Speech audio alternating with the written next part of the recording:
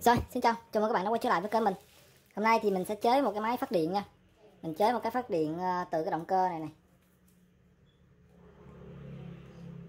60W này, 1400 vòng trên 1 phút này. Cái này là động cơ không chở than nha. Thêm một cái bu ly này trục 8 ly. Vừa với cái này.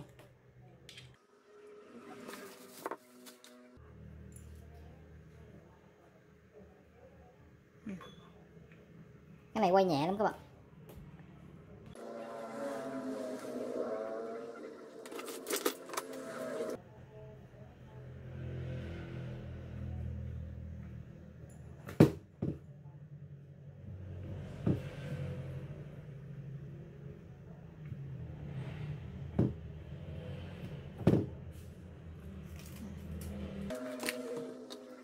Cái này là thêm dây cu ro nha.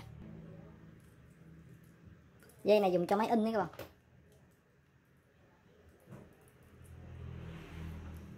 Rồi, về cái động cơ phát điện này động cơ không chở than này thì các bạn sẽ sử dụng cho mình là 2 dây đỏ đen. Rồi, để quay cái động cơ đó thì mình sẽ sử dụng một cái máy bằng đạp chân này các bạn, máy thiêu á. Đẩy ngược đầu rồi.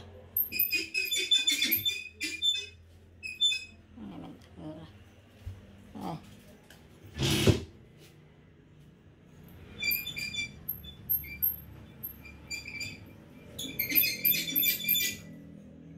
Mình sẽ đo tốc độ vòng quay con này là bao nhiêu nha.